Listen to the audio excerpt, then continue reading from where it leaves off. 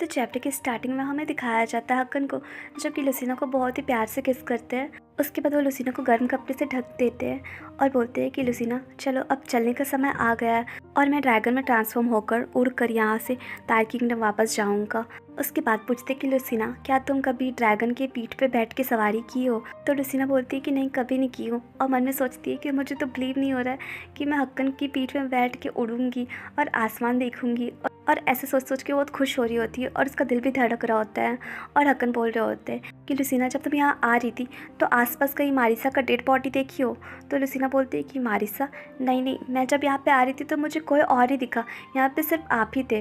तो हक्कन सोच रहे होते हैं कि कितना अजीब बात है ना कि उसका डेड बॉडी और उसका सर्वेंट भी यहाँ पे नहीं है, जबकि मैं श्योर हूँ कि इनके बॉडी के आसपास ही मैं बेहोश हुआ था, लेकिन यहाँ पे मारिसा और उसका बॉडीगार्ड तो दिखाई नहीं दे रहा है।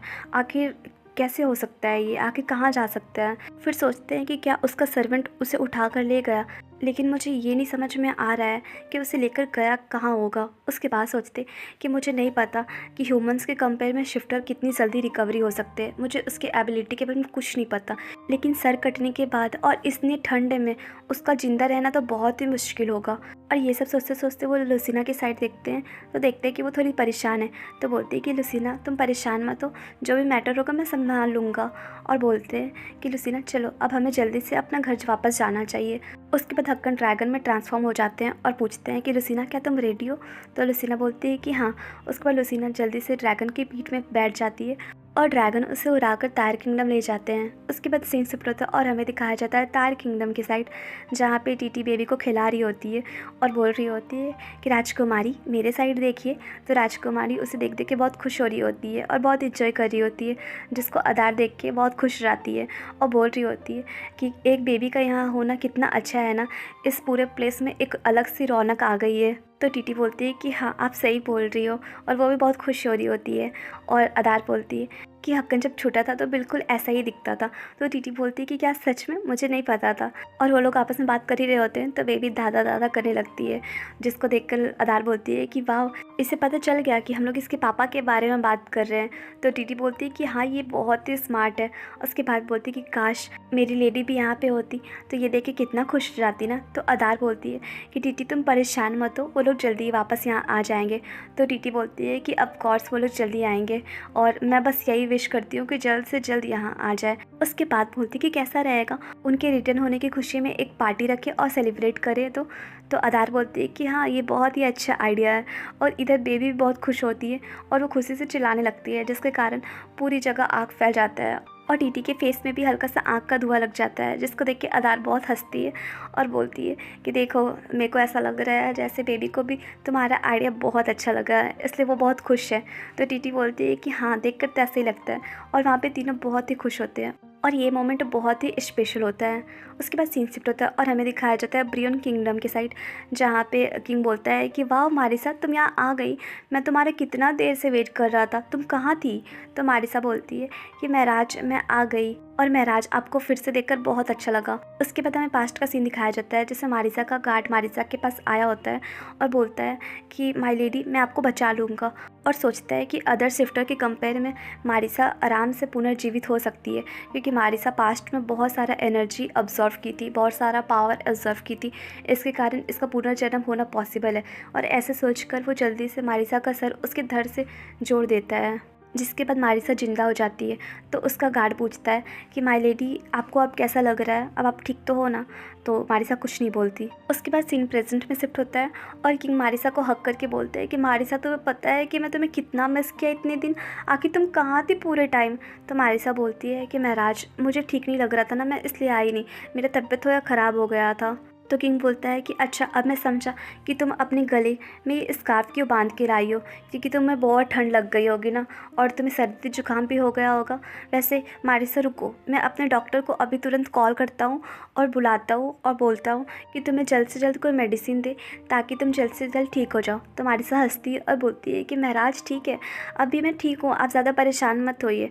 तो किंग बोलते हैं कि अच्छा तो फिर कैसा रहेगा हम लोग साथ में टाइम एंजॉय करें, क्योंकि हम लोग बहुत टाइम से साथ में टाइम एंजॉय नहीं किया है। और वो मारिसा को बुरी नज़रों से देख रहा होता है। तो मारिसा मन में सोचती है कि ये घटिया आदमी अभी तक नहीं सुधरा है, इसका मन में अभी भी घटिया घटिया चीज़ ही चलते रहता है। और ऐसे सोच के बोलती है कि महाराज आप भी ना। और उसके बाद फिर वो जाकर बेड में बैठ जाती है और पूछती है कि क्या महाराज आप मेरा एक विश पूरा करेंगे।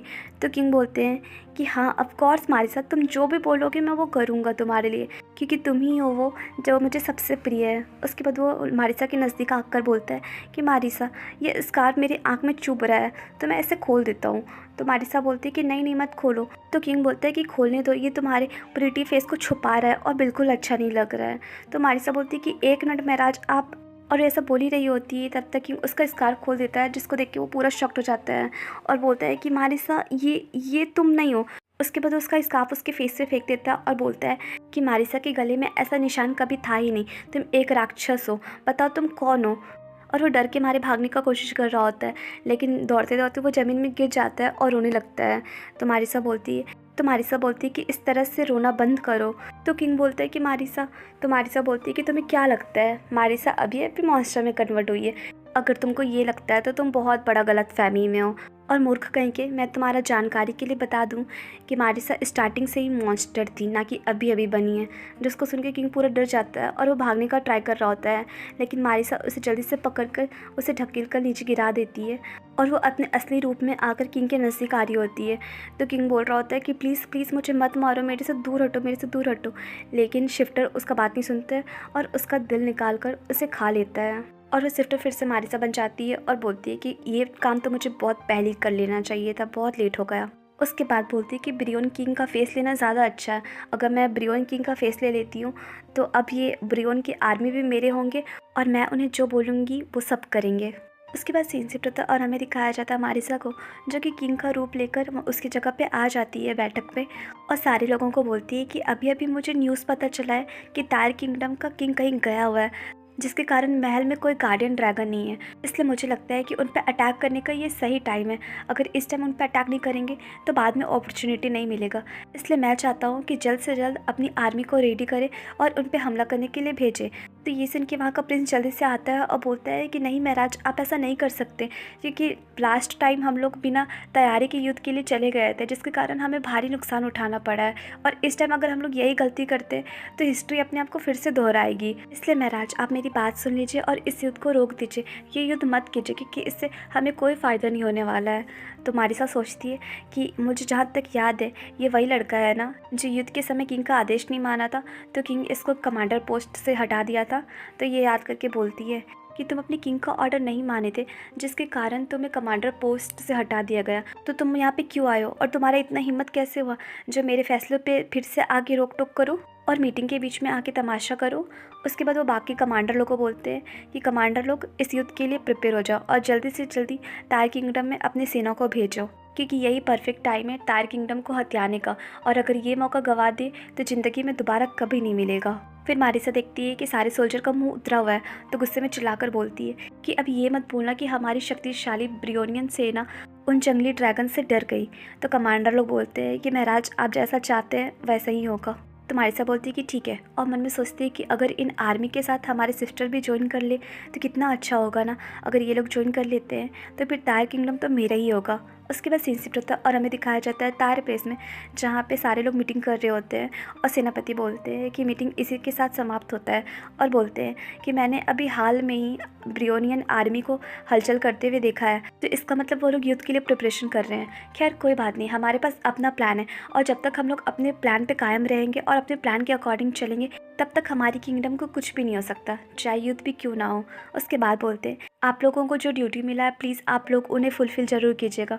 तो टीटी बोलती है कि सेनापति आप हम पे छोड़ दीजिए, हम लोग संभाल लेंगे। तो सेनापति बोलते हैं यहाँ पे महाराज और लेडी लुसीना नहीं है, तो उनकी गैर हाजिरी में हमें ही इस किंगडम को प्रोटेक्ट करना होगा और मैं आप लोगों पे पूरा भरोसा करता हूँ, हम लोग मिलके इस तार किंगडम को बचा लेंगे। उसके बाद अदार गिरेल से बोलती है कि गिरेल चलो मेरे साथ, शिफ्टर से लड़ाई करने के लिए हमें जल्द से जल्द कोई उपाय ढूंढना होगा और इस तार किंगडम को बचाना होगा। तो गिरेल बोलते हैं कि हाँ माय लेडी, और इधर टीटी कार्डिनल से बोल रही होती है कि अब हमें भी अंदर चलना चाहिए इससे पहले कि ब्रियोनियन सेना यहाँ पे आ जाए। तो कार्डिनल बोलते हैं कि ठीक है चलो, और मन में सोचते हैं कि जिस तरह से ब्रियोनियन सेना आगे बढ़ रही है, मुझे ऐसा लग रहा है कि इसके पीछे पक्का शिफ्टर का हाथ है। शिफ्टर ही इन्हीं युद्ध के लिए फोर्स कर रही है। उसके बाद सोचते हैं कि बस मैं चाहता हूँ कि कुछ भी बुरा ना हो और वो अपने प्लान में सक्सेस ना पाए। उसके बाद सीन शिफ्ट होता है और हमें दिखाया जाता है ब्रियोन के कमांडर को, जो कि युद्ध के लिए तार किंगडम में आ जाते हैं। और इधर से सेनापति भी अपने सैनिकों को लेकर युद्ध के लिए आ जाते हैं। और इधर ब्रियोन के कमांडर बोलते हैं कि वो देखो, हमारे सामने ही वो जंगली ड्रैगन्स है, उन्हें जल्द से जल्द मारना होगा। और इधर सेनापति बोल रहे होते हैं कि हम लोग बेकार में युद्ध नहीं करना चाहते हैं, इसलिए तुम हमारे क्लोज मत आओ। तो कमांडर बोलता है कि इस जंगली लोग का बात मत सुनो और आगे बढ़ो। तो गाइस, ये चैप्टर यहीं पे एंड हुआ और आप लोग मुझे कमेंट करके ज़रूर बताएगा कि अब आपके अकॉर्डिंग आगे क्या हो सकता है। और प्लीज़ चैनल को लाइक शेयर एंड सब्सक्राइब कीजिए। Bye bye.